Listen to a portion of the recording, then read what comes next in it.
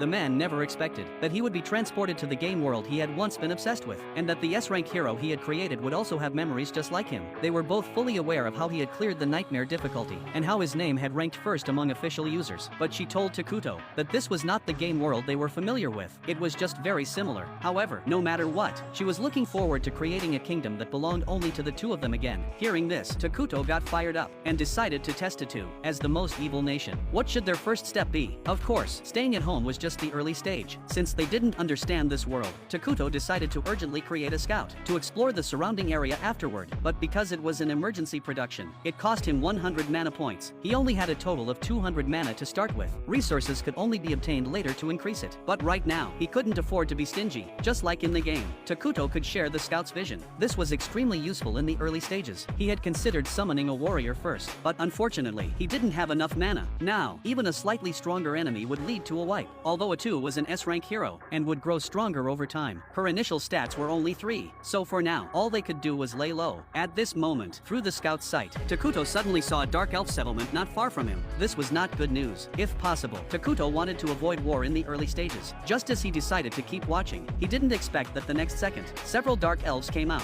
While they were somewhat panicked, they didn't realize that their opponents were even more nervous. A few minutes ago, it turned out the tribe Takuto saw was just part of the group. Another team had gone out to search for food. If they didn't have to, they wouldn't have fled here. This forest was cursed. It was said to have sealed away some kind of evil presence. They had been half believing in this legend, but when they arrived at Takuto's location, Kiyo was stunned. Seeing the black, indescribable object on the throne, he immediately thought of the legend. He dared not even think of running, as it might anger the entity, so he carefully stated the reason for their arrival. It turned out their tribe had once settled in the central continent, but had to flee to this forest due to persecution, with food running out a few days ago. Now, they were searching for food. At this point, he also looked up at Takuto. When he saw the other party not saying anything, he thought he had said something wrong. Just as he was feeling uneasy, suddenly, apples fell in front of him. He didn't recognize this fruit, and didn't know if it was edible. As he hesitated to take one, he was surprised to see his people already eating them. Soon, various foods appeared. It could only be described as a miracle. With these supplies, they returned to the tribe, and shared a feast with everyone. They said they had found it accidentally in the forest, but the tribe leader saw through it. Upon learning that Kiyo had encountered the forbidden existence in the forest, and that the food had come from that being, the leader was shocked, because he knew even more about this than Kiyo did. It was said that when the world became too saturated, the king of destruction would appear, and destroy all living things, only to start everything over. Although the leader didn't want to have any dealings with such an entity, since it had already happened, he decided to be the one to negotiate with it from now on. Meanwhile, Takuto was unaware of his image in the eyes of others. As for why he gave the dark elves food earlier, Tetu knew it was to avoid a fight, but she couldn't understand why he hadn't said a word,